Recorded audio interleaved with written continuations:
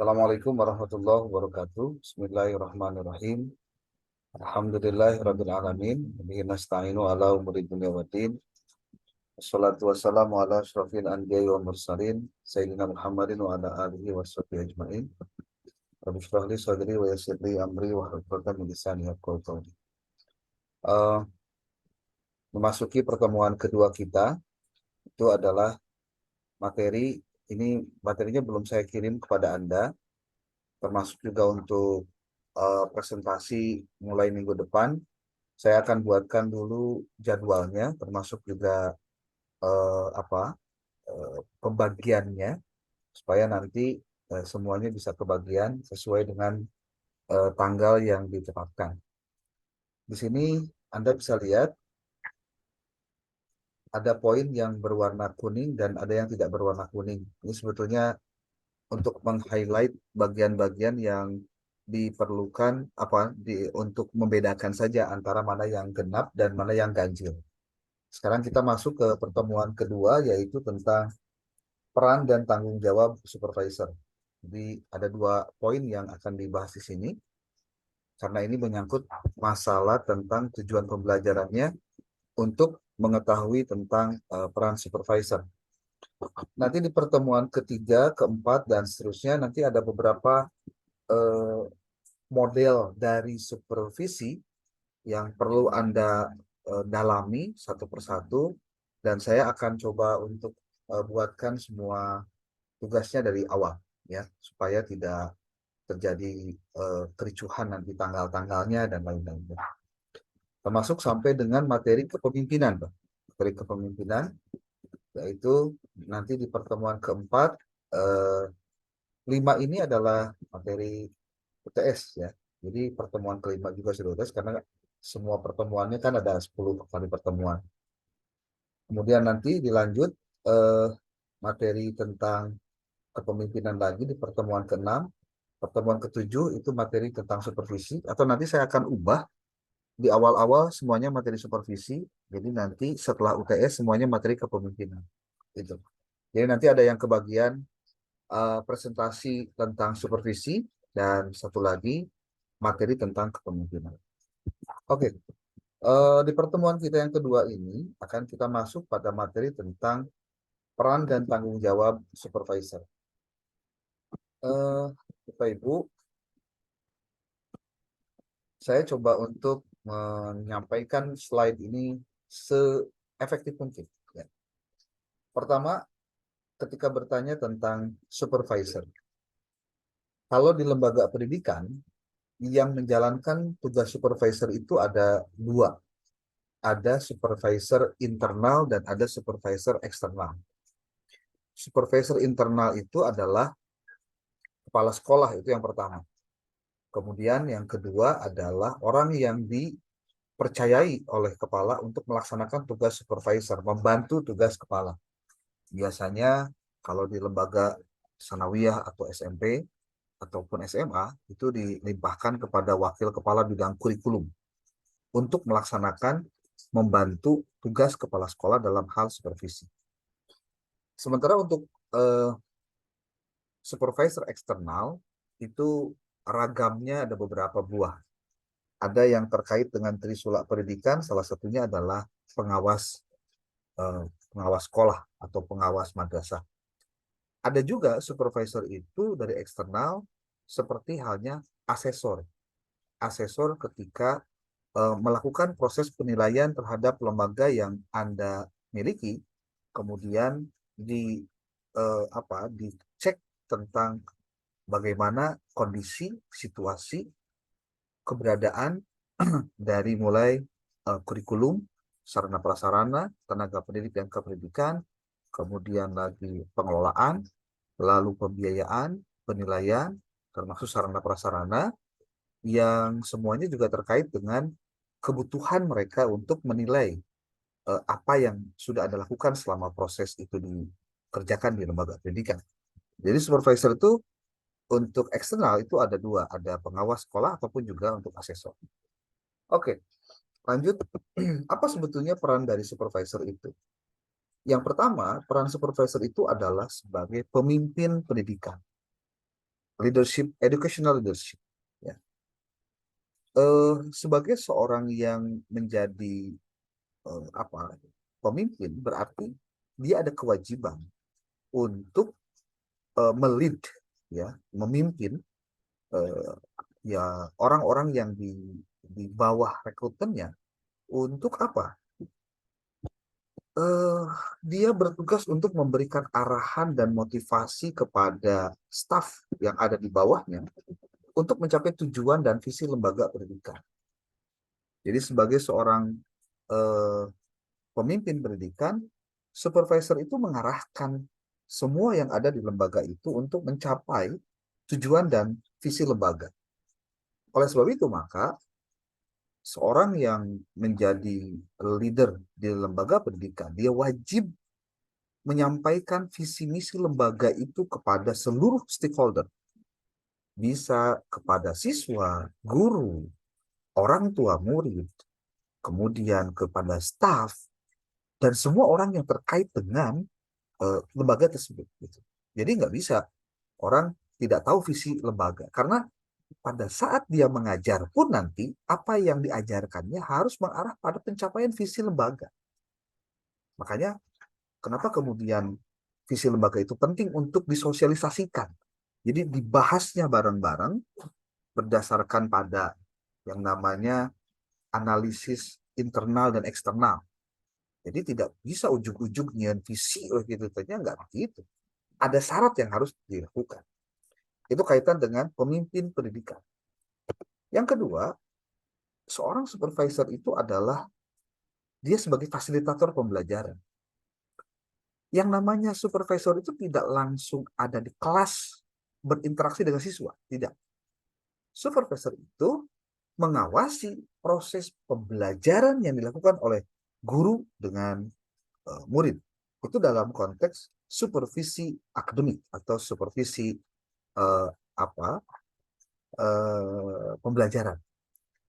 Sebagai seorang fasilitator pembelajaran, supervisor itu harus mampu menciptakan lingkungan pembelajaran yang kondusif dengan menyediakan sumber daya, memberikan dukungan, dan merencanakan strategi pembelajaran yang efektif.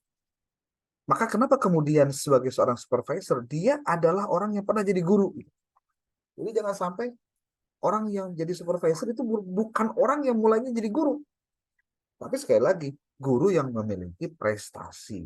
Bukan sebatas hanya guru biasa saja yang kemudian pengen jadi supervisor. Gitu. Karena dia harus, kalau ditanya sebagai seorang pemimpin pendidik, lembaga pendidikan, dia harus bisa menyediakan sumber daya. Seperti kalau sekarang sedang diadakan sosialisasi kurikulum 2013.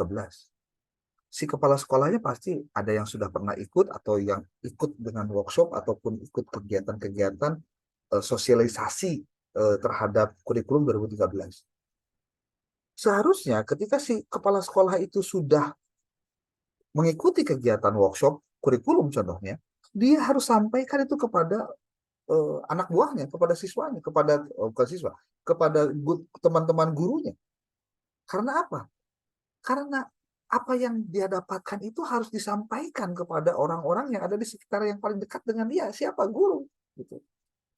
Sehingga ketika contoh ada guru yang diminta untuk menjadi orang peserta di kegiatan workshop contohnya, Anda akan sangat sebagai kepala sekolah contohnya, Anda akan sangat berbahagia. Karena apa? Karena tugas Anda akan terkurangi dengan ketika si guru itu mengikuti kegiatan workshop kurikulum. Gitu. Sebetulnya tanggung jawabnya di kepala sekolah karena dia menjadi penyedia sumber daya. Gitu. Kalau misalkan dia ya sebutlah kan namanya kepala sekolah ada juga ketidakmampuan atau keterbatasan ketika dia menyampaikan materi.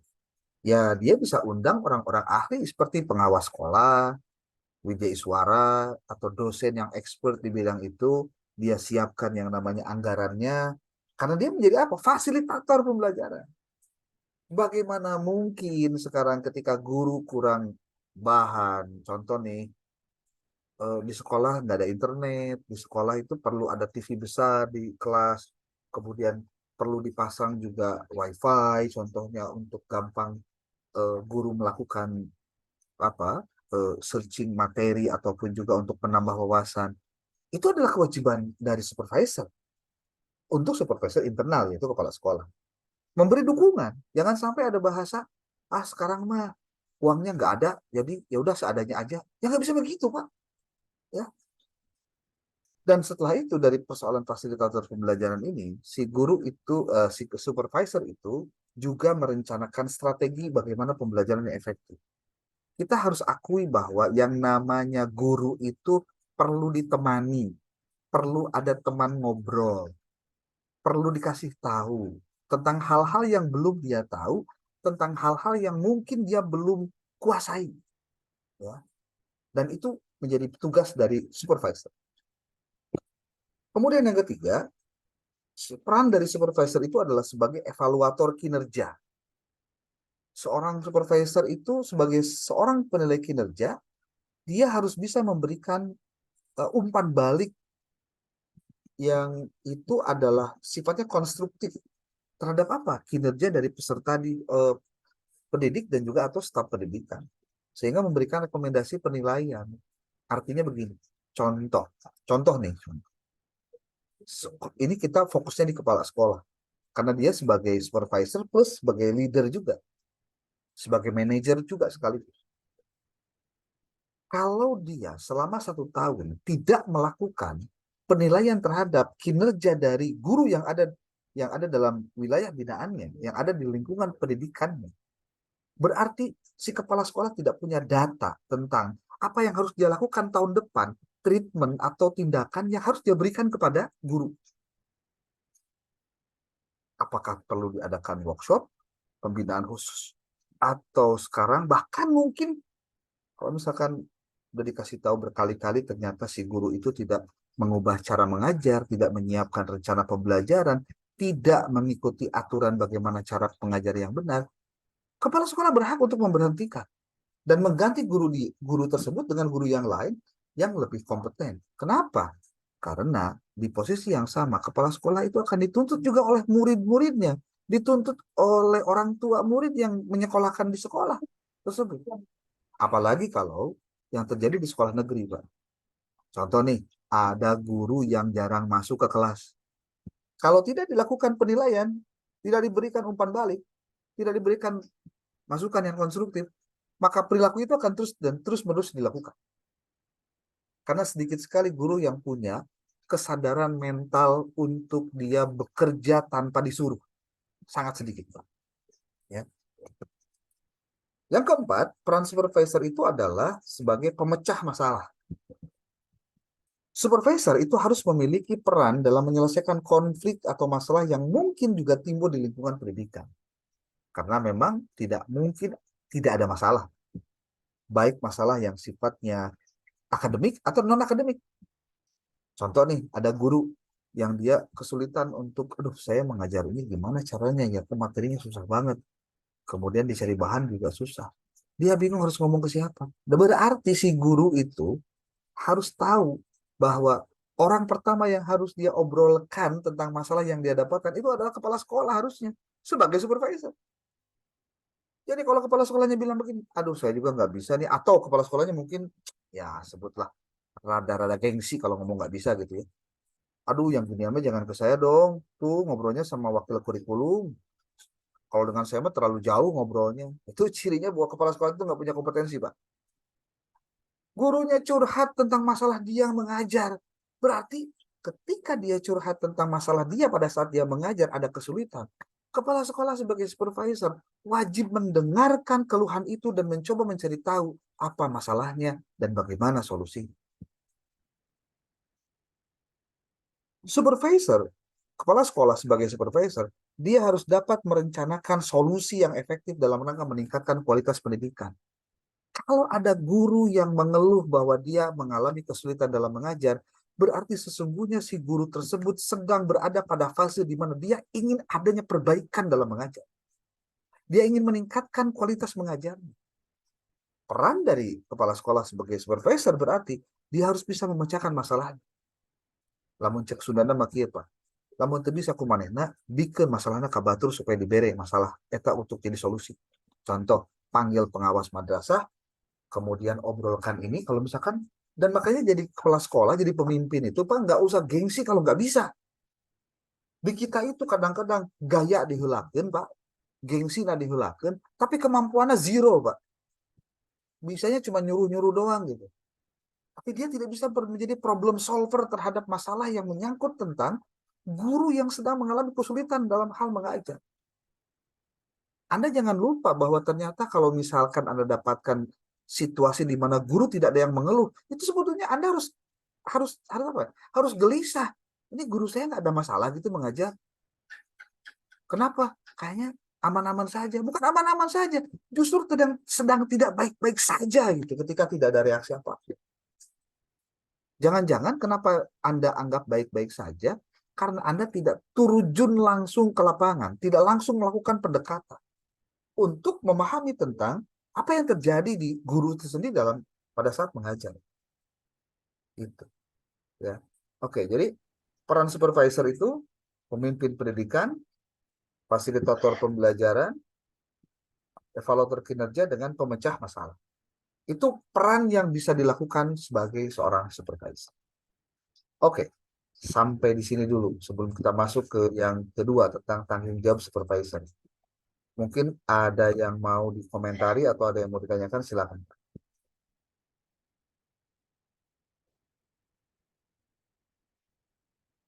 Silakan. Oke, Bismillahirrahmanirrahim. Ya, Terima kasih Pak Dokter siap. atas kesempatan yang diberikan kepada kami. Mm-mm. Tentunya saya secara pribadi tercerahkan dengan materi yang pertama tentang peran supervisor.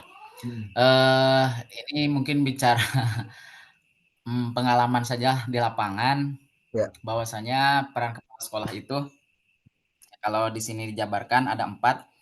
Yang ingin saya tanyakan adalah di sini saya mencatat bahwasanya di antara peran daripada supervisor itu adalah sebagai problem solver atau pemecah masalah. Nah, tadi ada kaitannya dengan curhat pembelajaran. Nah, saya mungkin ingin bertanya gini, batasan curhat yang yang boleh dicurhatkan kepada kepala sekolah itu apa? Kadang-kadang gini, justru curhatnya itu bukan masalah kesulitan pembelajaran, justru lebih banyak curhatnya itu masalah ekonomi. honor. Ya, Ya, masalah ekonomi. Jadi mungkin yang ingin saya tanyakan adalah batasan memang yang perlu dikomunikasikan dengan kepala sekolah itu apa? Karena memang kepala sekolah juga mungkin punya bawahan. Kalau tadi mungkin berbicara tentang jadwal dan lain sebagainya, pasti si kepala sekolah dalam hal ini itu pasti tuh ke kurikulum wae masalah eta mah. Biasanya kan mungkin dia lemparnya seperti itu.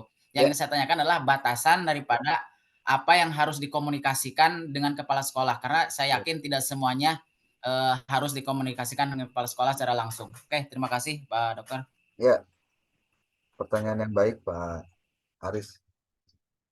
Yang pertama, ukurlah apa yang akan disampaikan itu terkait kompetensi Anda, Pak. Jadi kalau kita mau jujur-jujuran, Anda pernah nggak ngukur diri sendiri sebagai seorang guru sekarang itu sudah kompeten atau belum, Pak? Kalau kalau diri sendiri belum bisa ngukur, aduh kayaknya kalau diukur sama orang lain lebih parah lagi nanti hasilnya, Pak. Jadi kalau boleh saya sebut, yang harus dilakukan pertama kali oleh si guru adalah dia harus tahu sebetulnya batas kemampuan dia pada saat dia menjadi guru itu sudah sampai pada kompetensi level berapa atau mana saja di kompetensi itu yang sudah dia bisa penuhi gitu.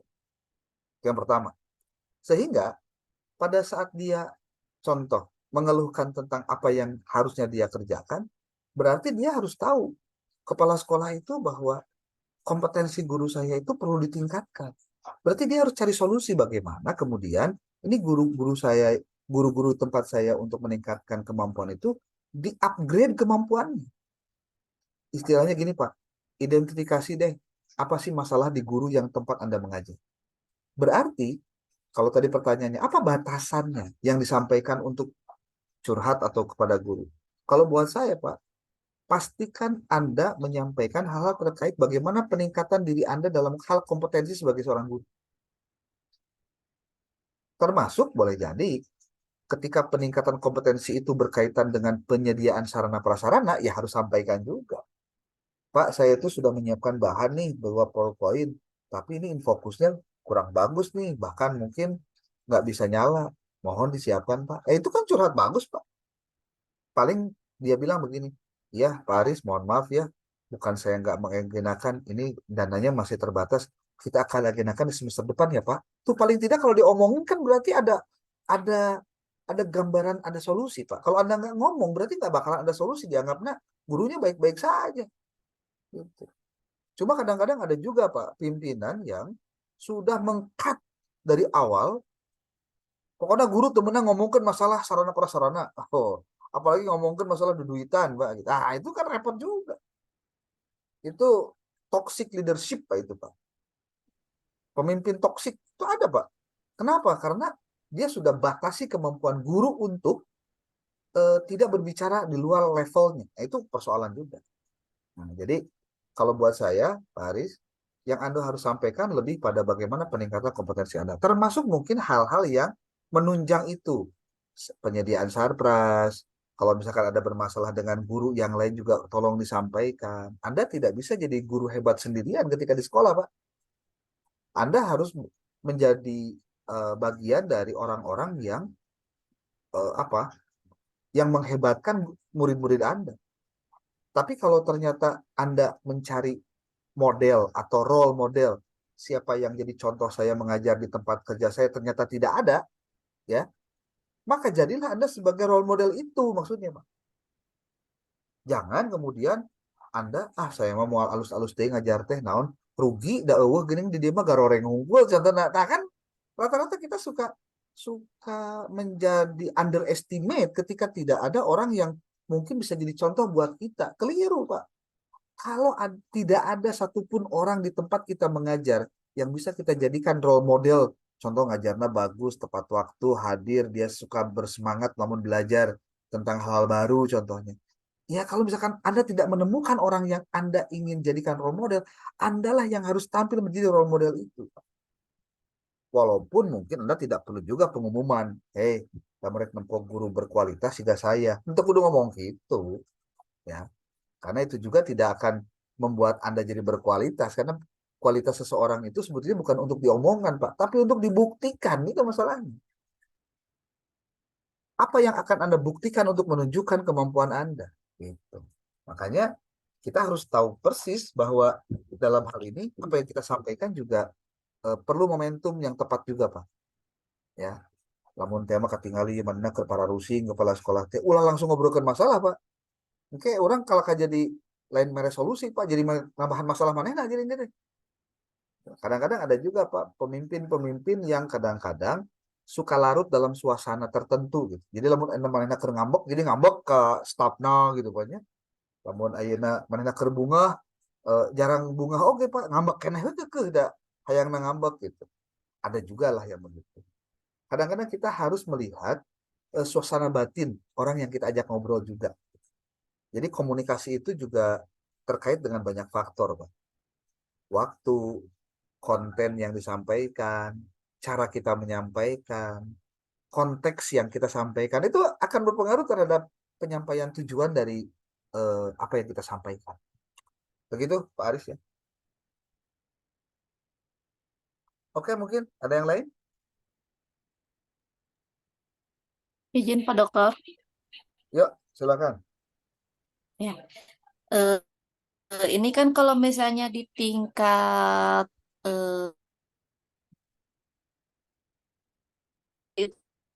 Sekolah. itu pengawas sama asesor misalnya. Nah, kalau untuk setingkat universitas atau kantor dan eksternalnya sama asesor atau bagaimana Pak Ya. Dokter? Terima Kalau kasih. tingkat universitas, sekolah tinggi ataupun institut, sebetulnya juga sama ada istilah untuk supervisor. Siapa itu? Dia adalah lembaga penjamin mutu pendidikan. Itu sebetulnya tugasnya itu sebetulnya. Kalau kalau kita mau apa bicara nge-breakdown tujuan pembelajaran oleh siapa dan bagaimana. Contoh begini. Eh, jadi gini, lembaganya sendiri itu namanya Lembaga Penjamin Mutu, LPM. Oke. Nah, LPM itu kan tingkat perguruan tingginya. Nah, kalau untuk tingkat fakultas atau tingkat prodinya, nanti dia membuat yang namanya gugus kendali mutu, biasanya namanya begitu. Yang itu biasanya langsung ditangani oleh ketua prodinya atau oleh sekretaris prodinya. Kenapa itu dikerjakan? Karena mungkin karena keterbatasan orang, karena keterbatasan pembiayaan, itu biasanya kemudian dilimpahkan langsung gugus kendali mutu dari prodi atau perguruan tinggi itu kepada dekan atau kepada ketua prodi atau sekretaris prodi. Jadi dialah nanti yang harus mengecek tentang hal-hal yang terkait dengan dosen-dosennya. Contoh, apakah dosen-dosennya membuat RPS atau tidak, membuat perangkat pembelajaran atau tidak. Itu laporannya kepada siapa? Kepada ketua prodi. Nanti ketua prodi menyampaikan kepada eh, kepada dekan. Kalau dekan berarti disampaikanlah nanti laporannya, reportnya kepada LPM. Nanti LPM menyampaikan reportnya kepada Warek 1 sebagai bidang akademik. Nanti dirapatkan pada waktu raker.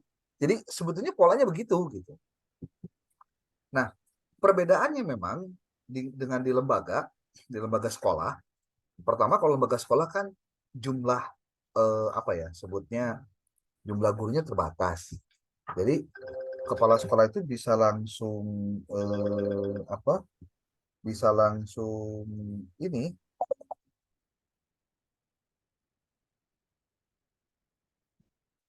bisa langsung mengecek langsung si gurunya. Kalau sudah di perguruan tinggi kan beda lagi. Ada rektor, ada warek, ada dekan, ada ketua prodi, ada LPM juga sebelumnya, ada sekretaris prodi. Nah, penanggung jawab langsung itu adalah sebetulnya di prodi sendiri. Nah, apakah memang seharusnya juga dilakukan pengecekan terhadap program-program itu? Harus. Cuma kadang-kadang kenapa tidak dilakukan, apalagi di swasta, itu terkait juga dengan hal-hal lain. Sebut sajalah, kalau kita belum bisa memberikan yang terbaik sesuai dengan yang harusnya diberikan, kan kita juga nggak bisa nuntut bahwa dia harus sesuai dengan yang kita inginkan. Kan itu aja persoalannya. Jadi kadang-kadang untuk urusan seperti itu ada tarik ulurnya. Maka kenapa kemudian dalam kegiatan akreditasi kita selalu kesulitan dalam proses itu? Ya karena memang tidak dilakukan proses yang benarnya, gitu aja masalahnya. Kalau misalkan yang dilakukan di perguruan tinggi atau di sekolah, aktivitas akademiknya mengarah pada bagaimana mengukur kesuksesan dan ketercapaiannya dari pengelolaan akreditasi, itu kita tidak akan capek 2 kali ketika akan akreditasi. Cuma pikiran begini tuh nggak bakal diterima kalau urusannya sudah nyangkut masalah duit, masalah orang-orang yang menanganinya, atau boleh jadi karena orang yang menanganinya tidak kompeten juga, hanya sebatas orang tuh tahu apa yang dia kerjakan, tapi dia tidak tahu bagaimana mengerjakannya gitu. Jadi dia tahu job desk, tapi dia tidak mengeksekusi. Ya itu juga repot. Ketika ditanya, kunaon mah kita dilaksanakan, ada tadi gaji, nah udah capek atau gajinya keletik teka harti contohnya. Jadi terkadang kalau bukan dari niat baik dia sendiri untuk menanggung masalah itu, nah makanya kemudian kenapa harus sinkron antara pimpinan level atas, ya top top manager, middle manager dengan lower manager terhadap orang-orang yang ada di bawahnya.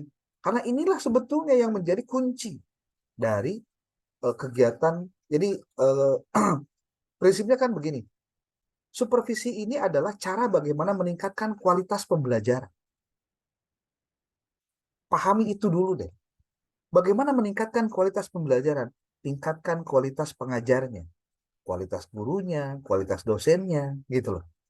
Kemudian, kalau ternyata untuk meningkatkan kualitas itu kita berhadapan dengan banyak masalah, berarti kita selesaikan masalahnya satu persatu. Apakah keterbatasan dari pengetahuan dosennya atau pemahaman dia tentang jabatan gurunya atau jabatan dosennya, gitu. Jadi eh, itu yang bisa saya jawab ya kalau untuk bertanya tentang hal tersebut. Oke, kalau ada yang lain boleh atau mau ditambah juga silakan. Assalamualaikum, izin Pak Dokter. Ya, silakan Pak. Ya, ingin ini apa? Peran supervisor. Hmm. Jika ditempatkan pada sebuah pilihan, tentunya dalam yayasan, terutama di madrasah swasta atau di pondok pesantren yang swasta yang bersifat yayasan, kadang terjadi seperti yang baru terjadi di lembaga saya pribadi, Hmm. memilih pemimpin yang karismatiknya tinggi, bijaksana, kemudian beliau juga adalah tokoh di masyarakat yang bisa menyelesaikan konflik baik internal ataupun di luar internal, namun secara keilmuan terhadap manajemen dia itu bisa disebut kurang Ya. memahami dibandingkan dengan orang yang memang demi kemudian keilmuannya tinggi, pengetahuan wawasannya luas terhadap manajemen dan bidang keilmuan, namun dia belum menjadi seorang sosok yang diakui karismatik, kemudian belum dapat juga mendapatkan kepercayaan penuh oleh pihak pembina yayasan, misal karena masih muda ataupun yang lainnya. Saya ingin mendengarkan pendapat Pak Dokter Ya. atas pertimbangan apa kemudian kalau Pak Dokter pribadi menjadi pembina yayasan tersebut, mana yang akan Pak Dokter pilih menjadi seorang pemimpin? Oke. Jawaban sederhana saya begini, Pak. Apa niat dari pengelola yayasan bikin lembaga itu? Kalau dia hanya berniat untuk bagaimana bisa cari hidup di lembaga itu, Pak, ya Anda jangan berharap pengen lembaga itu bagus, Pak. Bisa dipahami maksudnya ya? Karena dia akan memilih orang-orang yang aman buat dia, tapi tidak baik untuk kualitas lembaga. Dan kita banyak menemukan kasus-kasus itu ketika yang terjadi pola-pola yang dibangun tidak berdasarkan saintifik, Pak. Tidak berdasarkan ilmu, tidak pakai data. Kalau pertimbangannya tadi memilih pemimpin itu karena persoalan karismatik saja, karismatik itu ada plus minusnya, Pak. Dia tidak salah, asalkan dia punya middle manajernya itu yang kuat untuk menopang kekurangan-kekurangan pimpinan. Dan si leadernya itu harus juga mau belajar tentang hal-hal yang menjadi kekurangan dan kelemahan dia. Jadi prinsipnya, Pak, kalau dalam kepemimpinan itu tidak ada yang jelek 100%, tidak ada. Yang pasti ada plus dan minus. Makanya kita kerja dalam tim itu hakikatnya adalah bagaimana agar kelemahan kita tertutup oleh kelebihan orang lain. Kelebihan kita menutupi kelemahan orang lain. Kan begitu rumusnya. Kalau dia sendiri sudah mengaku dirinya lebih hebat daripada yang lain, ya dia tidak akan bisa menerima input dari anak buahnya. Ketika lembaga pendidikan seperti hanya yayasan, dia pengen lembaga itu bagus, berkembang, hebat, dan lain-lain, sebetulnya ilmunya sudah banyak, Pak. Best practice lembaga yang seperti itu sudah banyak. Pertanyaannya, ini pengurus yayasannya mau belajar nggak ke lembaga-lembaga yang sudah berkembang dan hebat tadi? Kalau dia tidak mau belajar, Pak, dia ngambil cara dia sendiri, ya Anda jangan berpikir ini lembaga mau ada visi misinya ke depan, nggak mungkin. Nanti akan menimbulkan kesan begini kepada guru-gurunya. Nu penting mah orang mah asal menang jadwal, tiap awal bulan gajian lancar, nggak sah, masalah, beres lah gitu. Persoalan arek meningkatkan kemampuan atau hente, dan ditanyakan dengan ku lembaga oke. Nah, kan itu jadi begitu akhirnya. Jadi kalau tidak ada kontrol atau pengawasan penuh terhadap aktivitas pimpinan kepada staf pengajar contohnya, ya gurunya juga akan liar ketika mengajar, Pak. Jadi kalau menurut saya itu yang namanya owner lembaga lah sebut, pengurus yayasan itu, dia juga harus tahu kalau keberadaan lembaga itu hanya cara untuk dia membantu pemerintah, bukan ladang kehidupan yang seharusnya dia dapatkan. Itu masalahnya, Pak. Kalau saya eh, merenungi perjalanan saya mengelola, atau bukan mengelola lah, menjadi pengawas di lembaga-lembaga swasta, di lembaga pendidikan di swasta, saya melihatnya justru di sini orang sudah bicara persoalan kekuasaan. Karena kekuasaan itu ujungnya nanti pada pendapatan, Pak. Kebayang kan? Dapat dana bos. Pas apa yayasan ujung kepala sekolah? Cek yayasan kudu setor heula ke yayasan sekian persen. Cek sekolah apa nih kurang contohnya yuk. Pokoknya teh hayang nyaho, Pak. Itu sering terjadi, Pak. Bahkan ada kasus, Pak, di mana satu sekolah ada guru sertifikasi, dia itu kalau sertifikasi dia harus setor ke yayasan, Pak, sertifikasi. Jadi kalau dapat 1,5 juta sebulan, ya 500.000 itu di-store, Pak, ke yayasan. Bahasanya apa? Karena Anda tidak mungkin bisa sertifikasi dan cair kalau bukan tanpa adanya yayasan ini. Wah, gila, Pak, itu. Sampai ada beberapa guru yang kemudian keluar dari sekolah tersebut karena ya tadi karakternya begitu, Pak. Jadi kalau menurut saya, pengelola yayasan harus berpikir dan belajar tentang bagaimana cara mengelola lembaga dengan baik. Yang kedua, tidak terlalu nimbrung untuk urusan-urusan yang justru menjadi sensitif untuk kebutuhan pengelolaan pembelajaran. Saya suka kadang-kadang bingung, Pak. Yayasan teh ketika sekolah letik dan tidak ada duit mah untuk openan, Pak. Tapi kalau sekolahnya udah gede, udah maju, jumlah siswa udah banyak, wah, yayasan terjun terjun dan pasang badan. Wow, ini kan yayasan punya saya. Wah, kayak gitu, Pak. Gitu-gitu aja sih sebenarnya, tiba lagi rumus Iya, nama iya. keilmuan sih sebenarnya. Makanya Iya, terima supaya kasih Pak Dokter. Jadi, Hah? ya, ya jadi kemarin itu emang kalau dari segi apa ya, segi keuangan yayasan, insya Allah lah maksudnya para pembina yayasan di sini bahkan setiap bulannya justru memberikan sekian ratusan juta lah ke Harusnya menggelontorkan begitu, Pak. dana dari hasil pendapatannya pribadi, Ya, ya dari pendapatan pribadi atau dari donatur ke betul. yayasan. Kemarin itu agak dilema, jadi ketika seorang yang berpendidikan tinggi, contohnya saya seorang dokter lah dengan akademiknya yang tinggi, kemudian pengetahuan yang tinggi, dia diturunkan, diganti lagi oleh sesepuh yang bukan sesepuh ya, tokoh karisma karena memang yayasan lebih membutuhkan sosok karismatiknya beliau seorang kiai, kemudian dapat merangkul masyarakat Ya. dan lain hal sebagainya.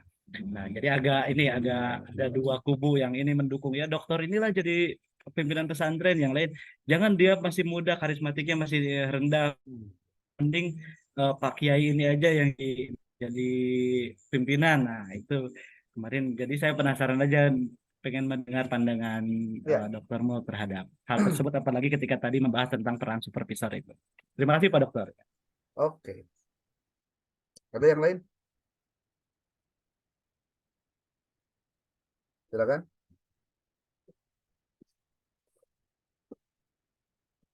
Kalau tidak ada, saya lanjut untuk yang bagian kedua tentang tanggung jawab supervisor. Oke, Bu Bapak, tadi kita bicara peran, Pak.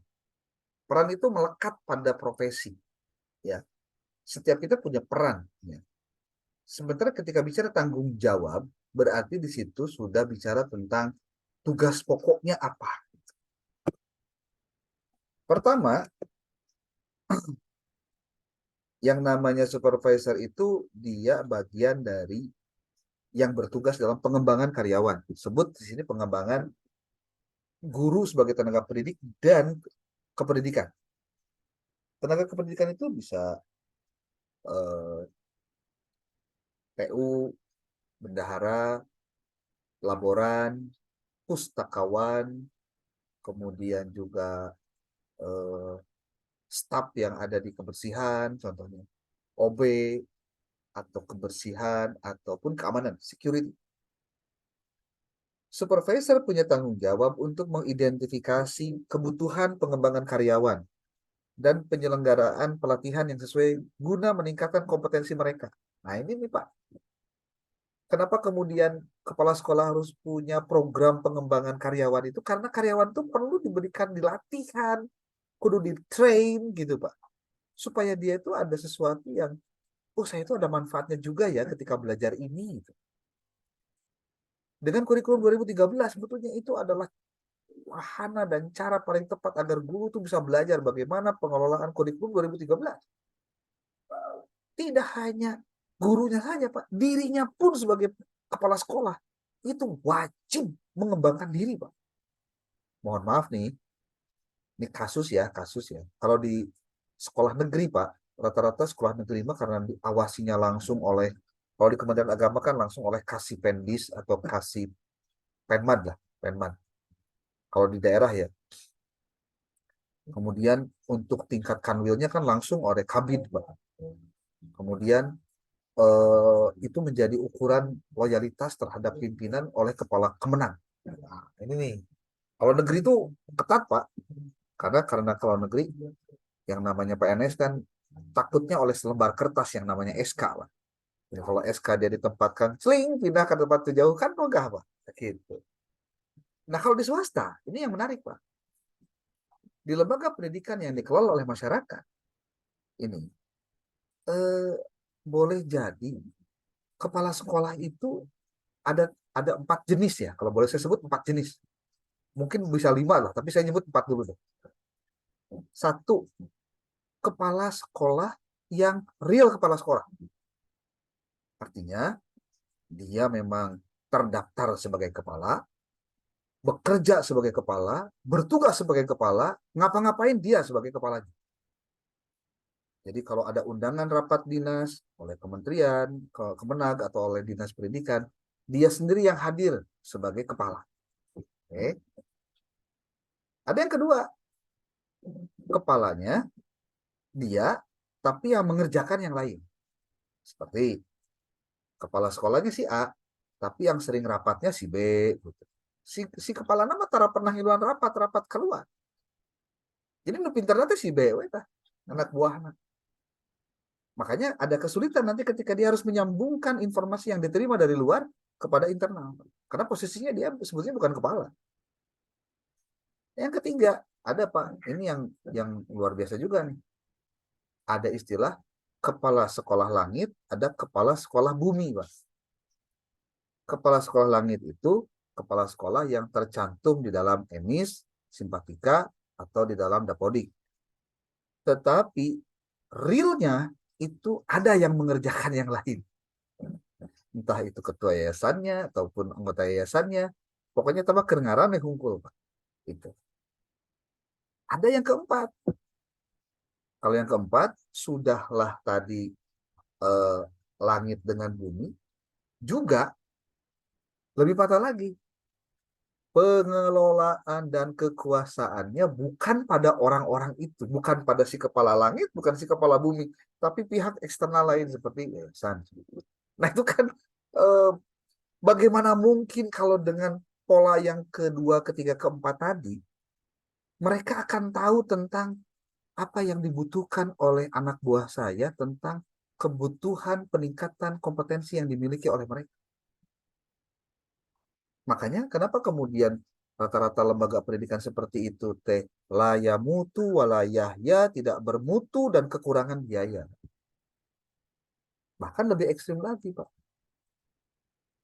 Ketika lembaganya selalu bilang kepada gurunya untuk ikhlas beramal, lillahi ta'ala, berjihad, da urang mah ieu ngelola lembaga pendidikan Islam contohnya. Tapi ternyata perilaku-perilaku hedonisme, materialisme justru dicontohkan oleh orang-orang yang ngomong tadi. Itu kan jadi apa? Kontraproduktif, Pak. Itu. Yang kedua, tanggung jawab supervisor itu adalah pemantauan proses pembelajaran. Pertanyaan paling sederhananya, kepala sekolahnya punya program supervisi nggak? Karena apa? Dia bertugas untuk menjaga kualitas proses pembelajaran itu dengan melakukan pemantauan terhadap metode pembelajarannya, metode pengajarannya, materi yang disampaikannya, buku yang dipakai oleh si gurunya itu apakah buku yang sekarang sedang dipakai atau buku jadul yang dia pakai karena tidak ada buku yang digunakan. Apalagi kalau bicara tentang bagaimana evaluasi dari hasil belajar. Bapak Ibu, kalau Anda di satu sekolah ada 20 orang guru, Pak, itu paling 1 atau 2 orang ada guru-guru yang punya kreativitas tersendiri. Dia belajar bagaimana cari jadi guru yang benar. Ada, Pak, pasti ada guru-guru yang begitu, Pak. Walaupun sisanya itu guru-guru yang hanya mungkin rutinitas saja yang monoton. Berangkat pagi, pulang sore, yang penting 2 bulan dapat uang. Bagaimana dia meningkatkan pengajaran? Enggak. Bagaimana dia meningkatkan metode pembelajaran? Enggak. Bagaimana dia menambah wawasan tentang pengembangan materi pembelajaran? Juga tidak dilakukan. Padahal sudah diikutkan workshop, sudah diikutkan in-house training, sudah diikutkan kegiatan bintek dan lain-lain. Masih kena mugen hasil berubah. Kita akan menemukan kasus-kasus begitu, Pak, kalau di lembaga pendidikan. Makanya saya berharap Anda sekarang yang sedang kuliah S2 ini adalah orang-orang yang bisa menggerakkan diri sendiri untuk perubahan yang lebih baik, minimal untuk diri sendiri, Pak. Karena Anda sudah S2, gitu maksudnya. Ulah ayeuna kieu, nu S2 jeung nu teu S2 ge ternyata sarua keneh we hese diajakan bener nanti. Ya. Yang ketiga, tanggung jawab dari supervisor adalah dia harus melaksanakan kebijakan pendidikan. Seperti ini nih. Menyampaikan kebijakan pendidikan kepada staf dan memastikan implementasinya sesuai dengan pedoman yang telah ditetapkan oleh lembaga pendidikan atau pemerintah. Supervisor itu wajib juga tahu, Pak. Dia sebagai supervisor tahu. Ini di lembaga kita itu dipakai nggak kurikulum yang sedang diberlakukan. Makanya kenapa kepala sekolah kudu ngiluan rapat dinas ejeng. Kanwil, kepala cabang dinas, dengan kepala kemenag, dengan kasih madrasah, dengan pengawas madrasah contohnya. Karena semua orang yang terlibat secara eksternal dengan dirinya adalah orang-orang yang akan menyampaikan aturan-aturan main bagaimana lembaga ini harusnya menyampaikan apa seperti kurikulum yang dipakainya apa sekarang, bagaimana cara penilaian, kumaha format rapot dan lain-lain itu kan disampaikan pada saat rapat. Kalau ternyata yang rapat ikutnya orang lain, gimana caranya itu supaya dia bisa mendapatkan informasi yang benar? Oke, pelaksana kebijakan pendidikan. Lalu, yang keempat, hubungan masyarakat. Ini tanggung jawab supervisor. Kepala sekolah sebagai supervisor, tanggung jawabnya, dia berfungsi untuk sebagai perantara antara lembaga pendidikan dengan masyarakat. Dia menjaga hubungan baik dengan orang tua siswa, komunitas, dan juga pemangku kepentingan lain. Nah, ini kewajiban dari kepala sekolah sebagai supervisor. Berat? Ya berat, Pak. Makanya kenapa kemudian kepala sekolah itu perlu diapresiasi tinggi. Karena memang tugasnya yang berat. Tapi ingat, ketika tugasnya yang berat itu sebetulnya kalau dia tahu tentang manajemen, dia bisa berbagi tugas dengan yang lain. Dengan cara mendelegasikan kewenangannya. Biasanya untuk karakter orang-orang yang toksik atau yang otoriter, dia tidak mau perannya tergantikan hanya gara-gara dikerjakan oleh anak buahnya. Tapi tungtungna aya bahasa kieu, Pak. Ku batur ulah kurang henteu. Nah, itu repotannya juga. Itu sering terjadi itu, ya. Oke, yang kelima, penanggung jawab dari supervisor itu adalah dia sebagai pengelolaan sumber daya. Bertanggung jawab dalam pengelolaan sumber daya. Mengelola sumber daya yang ada termasuk anggaran, personil, fasilitas, itu adalah dalam rangka apa? Memastikan efisiensi dan efektivitas penggunaannya dalam mendukung proses pendidikan. Ya, paling tidak seorang kepala sekolah sebagai supervisor, dia harus punya roadmap, peta jalan, blueprint. Apa blueprint itu ya? Cetak biru tentang milestones dari mulai dia berdiri tahun pertama, tahun kedua, tahun ketiga sampai dengan sekarang tahun keberapa. Apa capaian yang dia raih setiap tahunnya? Apakah rencana awalnya sudah terrealisasi di tahun pertama, tahun kedua, tahun ketiga, dan seterusnya? Karena apa? Ketika orang tidak punya visi tentang bagaimana lembaga ini didirikan, maka dia tidak akan tahu apa yang harus dia kerjakan. Maka jangan sampai ada kesan begini, kepala sekolah tehnya sehingga ukur tilu tilu tilu apa tilu tilu hal yang dia kerjakan tuh Pak. Satu, nanda tangan. Dua, mere sambutan. Katilu, hiluan rapat hungkul. Ada gitu mah cenah. Jadi kepala sekolah teh genah tugasnya teh gitu. Ya nggak begitu juga. Harusnya bukan itu yang harus dilakukan. Apa visi dia tentang lembaga ini? Artinya apa? Siapapun yang nanti jadi kepala sekolah, ketika memang lembaganya memiliki blueprint tentang capaian 4 tahun ke depan, 8 tahun ke depan, 20 tahun ke depan, semua kepala sekolah itu pasti harus menuju pada pencapaian itu. Ibarat lama baheula zaman Soeharto ada yang disebut dengan GBHN, garis-garis besar haluan negara, yang itu selalu disosialisasikan setiap 5 tahun sekali. Paling tidak gambaran tahun ini capaiannya apa? Jelas, Pak. Gitu. Apakah sekolah juga tidak bisa? Atau madrasah tidak bisa melakukan itu? Bisa, Pak. Asal pimpinan lembaganya tahu yang benarnya dari apa yang harusnya dikerjakan. Salah satunya apa? Dalam persoalan pengelolaan sumber daya ini, Pak. Gitu. Oke. Setelah 5 ini, mungkin ada yang mau didiskusikan, Mangga? Sebelum saya masuk ke nomor 6 dan seterusnya. Ada?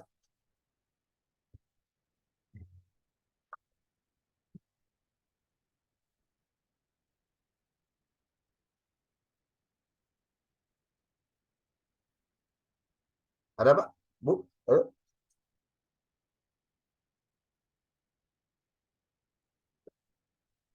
Hari Ujang apa teh? Si Ujang itu nggak ada ya?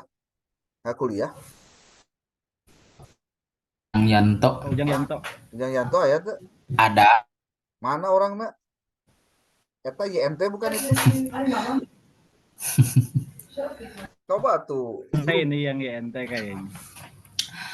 Oke, izin Pak Dokter. Ya. Dari yang disampaikan terkait tanggung jawab supervisor, sini ada 5 poin. Tadi saya menyimak ada istilah kepala sekolah langit dan bumi. Bahkan di lembaga saya 2 istilah Pak, ada capsek internal dan eksternal. Tadi betul apa yang disampaikan Pak Dokter itu. Jadi ada capsek yang memang diem aja di sekolah, ada yang memang suka ikut rapat. Ya mereka mengistilahkan dengan kepala sekolah internal dan eksternal. Ya. Nah mungkin saya justru ingin bertanya, apakah sistem seperti itu, tentunya Pak Dokter sebagai mantan pengawas tahu dan mungkin banyak menemukan lah, ada mungkin beberapa yang seperti itu. Ya. Nah, mungkin ini sudah terjadi cukup lama di lembaga saya itu ada istilah internal dan eksternal.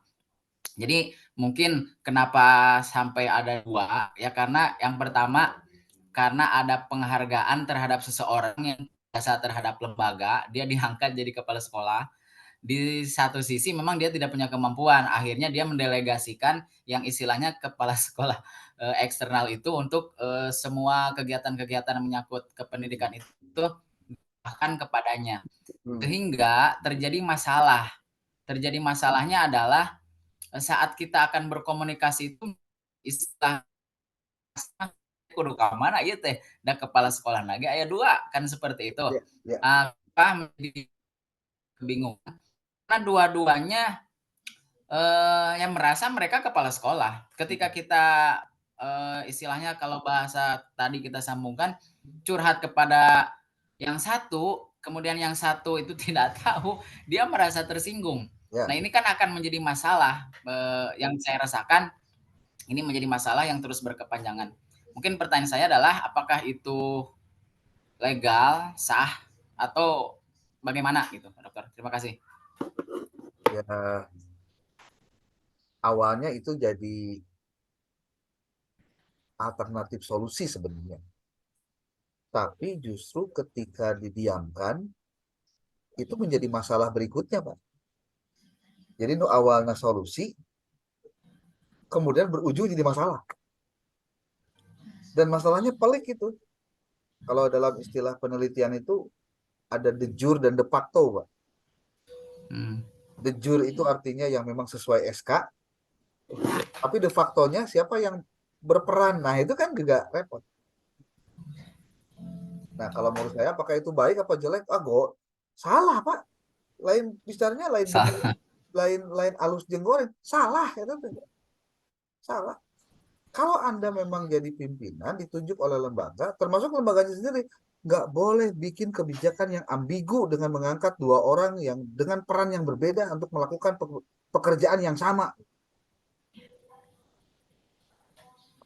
Salah kalau itu terjadi, Pak. Saya bisa sebut salah itu gimana? Emang ayah Pak dina aturanna ayah kepala sekolah internal dan pengawas kepala sekolah eksternal. Ayah, Pak. Bicaranya ya kieu lah bahasa gampangna, Pak. Nyebutkan bola out kan lamun ayah garis naon? Ayah garis lapang. Kan garis lapang teh aturan, Pak. Anda melewati garis itu berarti offside atau melewati garis itu berarti out. Kan jelas, Pak.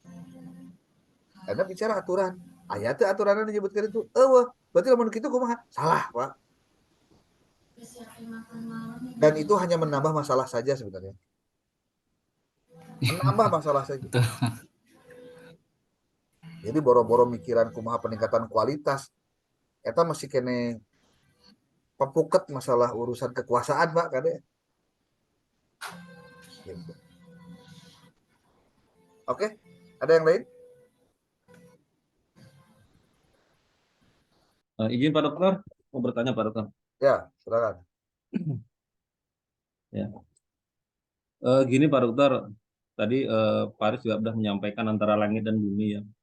Jadi ketika kita kepala sekolah udah mendelegasikan gitu ya, ataupun mewakili lah kerjaan gitu ya, ikut rapat dan sebagainya gitu. Nah, tetapi dalam hal itu ternyata banyak yang tidak bisa gitu loh Pak Dokter gitu ya. Sekalipun sudah gitu ya, ataupun ikut pelatihan gitu ya. Akhirnya ya mau nggak mau ya yayasan harus turun tangan gitu loh Pak Dokter. Nah, ditambah lagi dengan guru yang belum bisa, ya tetap kita melakukan pelatihan sesuai yang tadi yang disampaikan Pak Dokter di awal kan. Ya kalau SDM-nya kurang ya harus ikut pelatihan supaya alurnya cara mengajarnya juga bisa benar diajarkan ke anak kan. Kadang untuk memberikan kepercayaan untuk mengangkat kepala sekolah atau guru itu kan nggak mudah banget itu Pak Dokter. Jadi Betul. bagi saya juga butuh masukan dari Pak Dokter bagaimana supaya guru ini ataupun kepala sekolah ini manut dengan yayasan supaya yayasan itu nggak dibikin pusing gitu loh Pak Dokter. Seharusnya udah bisa, kenapa harus yayasan juga yang ketemu dinas gitu loh Pak Dokter. Mau arahannya Pak Dokter. Makasih. Ya, artinya begini, Pak. Berarti ada yang salah dengan manajemen sumber daya manusia yang ada di sana, Pak. Jadi bahasa gampangnya begini. Memanage atau mengelola SDM di lembaga pendidikan itu perlu pengetahuan khusus, Pak. Dia harus tahu yang namanya apa gunanya manajemen, apa gunanya kerja tim, apa fungsi dari adanya pembagian tugas berdasarkan kinerja gitu. Itu makanya kenapa kemudian harus ada fit and proper test. Orang tuh ditanya satu persatu tentang apa yang dia bisa, apa yang dia nggak bisa. Kalau dia diberikan jabatan ini, kira-kira apa yang akan dilakukan? Kan harus ditanya juga begitu, Pak. Ini jangan-jangan ya, yang terjadi di tempat Pak Tony itu, yang begituan tuh nggak sampai ke sana gitu, Pak. Sehingga kalau kepala sekolah perannya itu kemudian banyak juga dilakukan oleh yayasan, menurut saya ini ya lamun bahasa main bola mah offset, Pak. Ya, masa wasit ngasupkan gol, Pak? Kan nggak boleh, Pak. Dianulir itu, dianulir. Cuma yang jadi repot nanti adalah, jadi ketika yayasan punya peran banyak di sekolah itu, nanti yayasan bakal banyak nuntut, itu masalahnya, Pak. Dan nuntutnya itu pasti ujung-ujungnya kalau nggak kekuasaan ya duit atau pengaruh. Contoh, masukkan siswa, masukkan guru, kebijakannya diubah, yang harusnya dia, kan kalau sekolah yang benar itu kalau punya SOP, Pak. SOP itu dikerjakan, dipatuhi oleh semuanya. Kalau bicara SOP berarti bicaranya tentang orang mematuhi semuanya. Jadi bukan mematuhi yayasan sebetulnya, Pak. Jadi kalau yayasan punya SOP yang benar, nggak bakalan itu ada cerita eh, orang itu jadi tidak patuh atau tidak manut, itu tidak ada. Cuma kalau yayasannya sendiri tidak punya SOP atau punya SOP tapi yayasan sendiri tidak melaksanakannya, ya ibaratnya Anda ngajarkan tentang kebaikan kepada murid, tapi murid sendiri mendapatkan contoh ketidakteladanan dari guru. Kira-kira bagaimana, Pak? Mau dipatuhi nggak? Ya, enggak lah. Gitu. Prinsipnya, Anda harus tahu bahwa tujuan dari adanya pembagian kerja itu adalah supaya semuanya bekerja sesuai dengan taraf dan kemampuannya. Tetapi ada legalitas dan juga ada kapasitas. Nah, itu. Ya, yayasan itu kapasitasnya bukan di situ gitu, Pak. Walaupun dia punya legalitas dia sebagai yayasan, tapi bukan di situ gitu maksudnya. Ya. Begitu Pak Tony.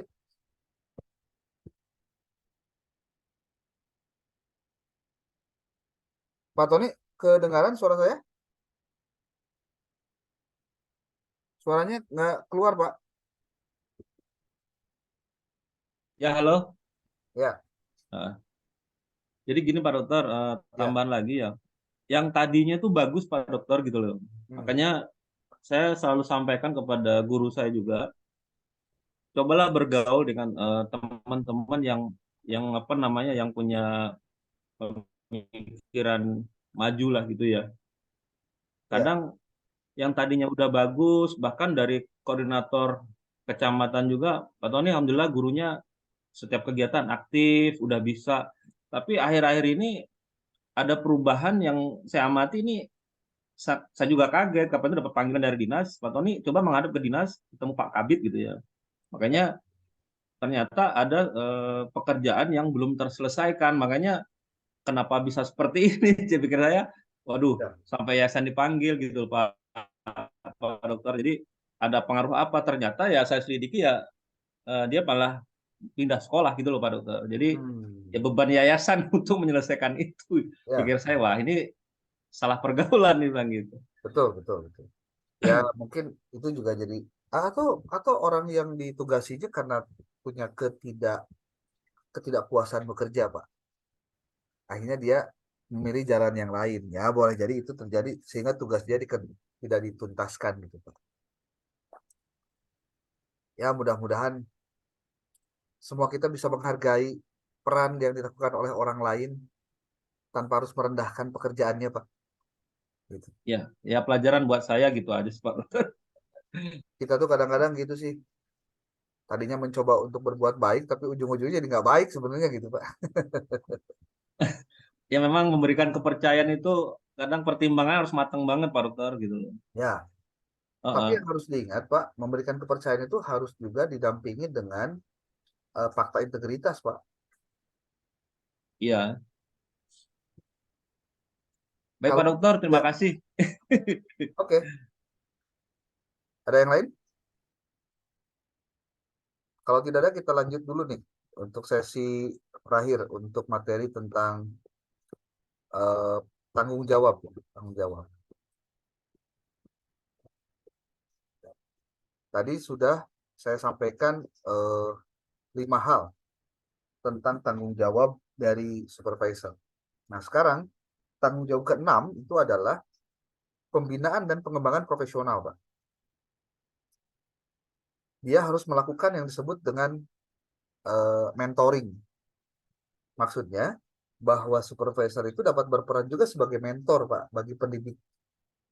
Jadi kepala sekolah yang ideal itu ya dia tahu tentang karena dia pernah jadi guru dan orang, jadi gini Pak, kepala sekolah itu adalah guru terbaik yang dipilih untuk memimpin lembaga, harusnya. Walaupun pada akhirnya pilihannya bukan dari situ juga kadang-kadang. Karena apa?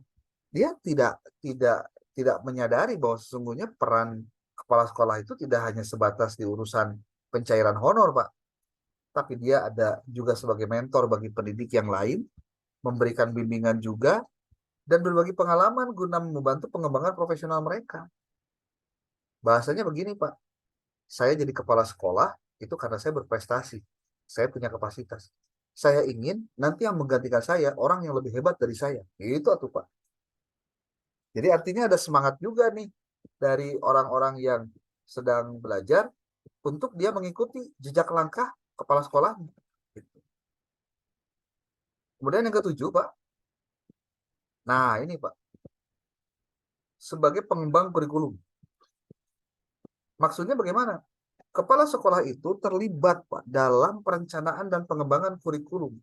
Dalam rangka apa? Untuk memastikan relevansi dan keberlanjutan kurikulum sesuai dengan perkembangan pendidikan dan kebutuhan siswa. Ini kalau tidak belajar ilmunya, wah repot sekali tuh, Pak. Kenapa saya bilang repot sekali? Anda harus tahu satu hal. Lembaga pendidikan itu disebut hebat, Pak. Itu bukan karena hanya gedungnya saja yang bagus, Pak. Tapi ketika bicara prestasi apa yang bisa ditorehkan? Dan pertanyaannya, siapa yang berprestasi sehingga dia bisa berkembang dari sisi atau dari aspek lembaganya? Itu adalah siswa sebetulnya. Bahasa sederhana saya begini, Pak. Kalau siswanya hebat, maka yang akan terangkat namanya itu adalah guru dan kepala sekolah, terutama kepala sekolah. Yang akan menerima penghargaannya itu kepala sekolah, Pak. Bahkan gurunya mungkin yang mendidiknya nggak dapat apa-apa. Di sebagian kasus, hanya ucapan terima kasih biasa.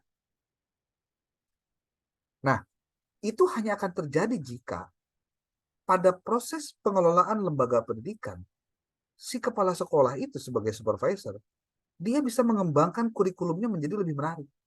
Contoh begini, Pak. Ini lembaga pendidikannya SMA contohnya. SMA-nya tuh umum, Pak. Umum itu artinya mengajarkan agama juga sedikit jamnya gitu, hanya 3 jam. Tapi kalau dalam pengembangan kurikulumnya itu PAI-nya itu diperkuat dengan pembiasaan-pembiasaan dan menjadi program, itu akan menjadi dampak yang baik untuk siswa dan iklan yang baik untuk masyarakat yang ada yang ingin tahu tentang sekolah itu. Contoh, ada pembiasaan siswa ketika datang ke sekolah itu bersalaman dengan guru, kemudian mengucapkan salam, lalu melaksanakan sholat duha. Pada saat sebelum pembelajaran dibacakan ayat Quran, kemudian nanti pada saat istirahat kedua siang sholat berjamaah, kemudian ada pembacaan tadarus Quran 5 menit, bergiliran siswa untuk membacakan 1 ayat contohnya. Itu kan pengembangan kurikulum, ya, mengembangkan kurikulum PAI dalam aktivitas pembiasaan. Jadi tidak selalu harus pembelajaran langsung ada di kelas. Dan kalau kepala sekolahnya tidak punya visi pengembangan kurikulum, sebagai supervisor dia tidak tahu apa yang harus dilakukan, Pak. Makanya kenapa kemudian harus banyak baca, harus banyak melihat sekolah dengan best practice yang baik. Itu adalah dalam rangka mendapatkan hal-hal baru yang inspiratif untuk dilaksanakan di lembaga pendidikan. Gitu. Ya. Oke. Yang ke-8, manajemen konflik. Nah, ini Pak, supervisor itu bertugas dalam rangka apa? Penanganan konflik, Pak. Supervisor itu menangani konflik antar individu atau kelompok di lingkungan pendidikannya dalam rangka mencari solusi damai dan memastikan bahwa keharmonisan lingkungan tempat bekerjanya tetap terjaga dengan sebaik-baik. Kita tidak bisa menutup mata, Pak. di lembaga pendidikan kita itu kadang-kadang suka ada blok-blokan, Pak. Ada guru dengan blok, guru mungkin guru tua, ada guru muda gitu ya. Atau ada guru baru, ada guru lama, atau ada guru dengan dengan hobi main sepeda atau hobi main touring motor gitu, punya klub. Itu kan nambah nambah warna, dan untuk konflik itu sangat mungkin terjadi, Pak. Berarti kepala sekolah perlu menjadi problem solver untuk konflik-konflik yang muncul seperti tadi. Gitu. Kemudian yang ke-9, dia harus menjadi orang yang bisa melakukan penelitian dan juga munculnya inovasi. Bagaimana pengembangan inovasi itu dilakukan? Ketika si kepala sekolah sebagai supervisor, dia mendorong staf untuk mengadopsi inovasi dan metode pembelajaran, teknologi pendidikan, atau strategi pembelajaran dalam rangka meningkatkan efektivitas pembelajaran. Dari mana? Dari tempat lain, dari orang lain, dari ahli, dan itu bisa dilakukan dengan cara belajar secara mandiri ataupun juga kelompok. Dan ketika bicara tentang penelitian inilah, maka kepala sekolah harus berbasis saintifik ketika dia mendapatkan data. Data yang dia dapatkan dari hasil saintifik itu akan berguna untuk menentukan keputusan apa di tahun yang akan datang, kebijakan pengembangan kurikulumnya, pengembangan stafnya, program-program kegiatannya apa saja, itu berbasis pada penelitian dan juga adanya inovasi. Yang ke-10, yang namanya supervisor tetap dia harus melakukan penelitian tindakan. Nah ini Pak, yang menurut saya belum banyak dilakukan oleh kepala sekolah. Karena memang kepala sekolah lagi tengerti penelitian, tengerti PTK gitu Pak. Padahal, ini kalau saya mau saya kasih tahu Pak, bocorannya nih, bocoran. Ya buat kita-kita aja lah bocorannya. Ketika ada guru melaksanakan penelitian tindakan, hakikatnya dia sedang mengevaluasi dirinya sendiri. Apakah ngajarnya sudah benar? Apakah dia sudah menyusun perangkat pembelajaran yang sudah benar? Apakah tujuan pembelajaran yang dia tuliskan di dalam RPP-nya sudah benar? Apakah langkah-langkah pembelajaran pada saat dia mengajar itu sudah sesuai dengan RPP yang dia tulis? Apakah dia menggunakan media yang benar, yang tepat sesuai dengan materi dan tujuan pembelajaran? Apakah dia menggunakan alat pengembangan evaluasi yang tepat untuk mengukur ketercapaian tujuan dalam pembelajaran? Ketika guru melakukan penelitian tindakan, nah ini juga otokritik buat Anda semua nih yang hadir di sini, yang kebetulan jadi guru. Pernahkah dalam realitas kehidupan Anda melakukan penelitian tindakan kelas? Kalau belum, Pak, saya sarankan lakukan. Dan kepala sekolah itu adalah orang selain wakil kurikulum yang harus bertanggung jawab untuk memberikan saran, masukan, informasi yang positif, memberikan dukungan terhadap aktivitas dari penelitian tindakan ini. Karena sebenarnya ketika guru melakukan penelitian tindakan yang benar ya, yang real, yang asli, bukan hanya download dari internet, saya sudah melakukan penelitian tindakan, bullshit Pak, bohong. Orang yang melakukan penelitian tindakan, hakikatnya dia sedang resah tentang apa yang dia kerjakan sebetulnya jadi guru. Cuma, maaf kalau saya ditanya, apakah saya pernah melakukan penelitian tindakan kelas? Saya pernah melakukan penelitian tindakan untuk saya ketika jadi guru dan juga seperti saya jadi pengawas, Pak. Dan dengan itu saya kemudian punya riset, hasil riset saya kemudian saya publikasikan. Dan buat saya itu sangat saintifik. Gitu. Jadi guru itu sebetulnya punya banyak cara untuk pengembangan diri, Pak. Cuma mungkin saja dia belum tepat ngobrol dengan siapa gitu untuk bisa menjelaskan semua keresahan yang dia alami pada saat dia mengajar. Maka penelitian tindakan, kalau buat saya nih, adalah salah satu solusi efektif yang bisa dilakukan oleh kepala sekolah kepada guru dan guru untuk dirinya sendiri. Dan kepala sekolah sebagai supervisor perlu mendorong guru melaksanakan penelitian tindakan. Karena apa yang dia lakukan dalam penelitian tindakan, hakikatnya adalah masalah yang dia dapatkan real ketika dia mengajar. Gitu. Saya menduga, ini baru dugaan saya, jangan-jangan Pak, di antara kita pun belum ada yang benar-benar melakukan penelitian tindakan dengan prosedur yang benar. Kalau jujur-jujuran nih, karena saya kasih tahu aja, Anda lakukan saja penelitian tindakan dengan benar, tentu dengan belajar dulu deh. Banyak baca, banyak apa gitu. Sekarang banyak YouTube tentang belajar itu bisa gampang. Anda lakukan saja itu. Satu kali. Anda nanti bisa ngukur. Gini orang pengajar, pecan halus. Nah, mulai muncul kesadaran hanya dari ketika dia melakukan penelitian sendiri, Pak. Cuma pertanyaannya sederhana sebetulnya. Anda mau nggak meningkatkan kualitas diri sendiri? Anda mau nggak jujur terhadap diri sendiri tentang grade saya sudah ada di mana nih ketika bicara tentang kualitas profesi saya jadi guru? Kalau misal Anda menganggap saya sudah hebat, apa alat ukur Anda nyebut hebat? Kan itu aja sebetulnya, simpel. Harus ada ukuran yang bisa menunjukkan bahwa Anda itu memang punya kemampuan lebih daripada orang lain. Apa karya Anda? Apa yang sudah dilakukan? Dan sebagai supervisor, berarti kepala sekolah lagi kudu ngelaksanakan penelitian tindakan untuk jadi kepala sekolah. Nah, ini juga jadi problem, Pak.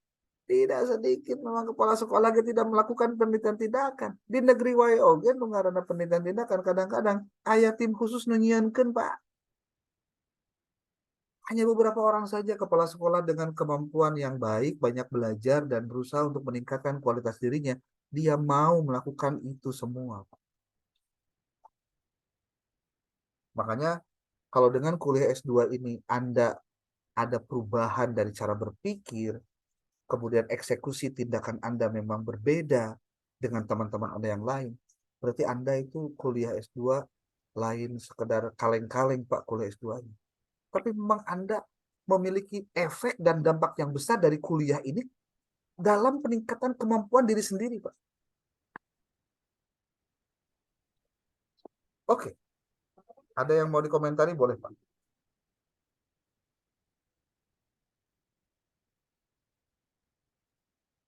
Pak Dokter, Ya. nanti minta materinya boleh Pak Dokter ya? Oh iya, boleh, boleh. Yang kemarin juga belum ya. Jadi saya kirim sebagian Belum Pak Dokter. semuanya nanti.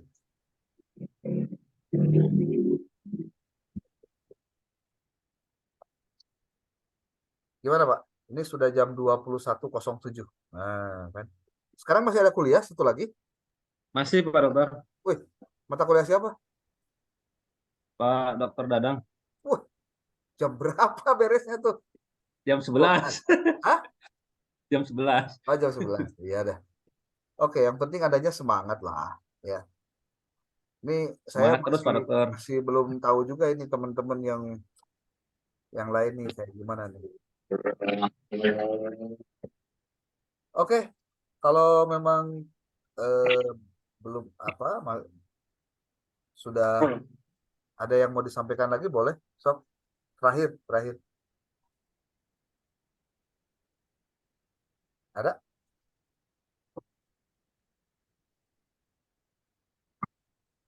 Alhamdulillah, ternyata sinyalnya konstan nih, stabil. Wah, mau habis loh. Saya sudah Sinyalnya khawatir bagus. sebenarnya karena saya sedang ada di Tasik ini.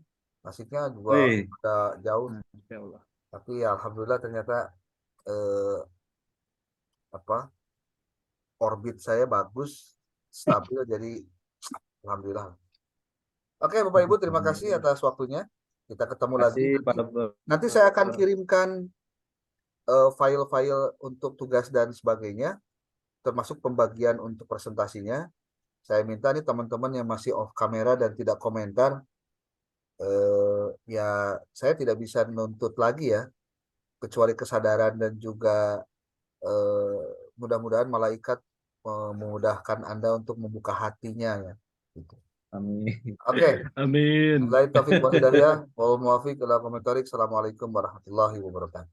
Waalaikumsalam. Matur nuwun Pak Dokter. Sehat selalu.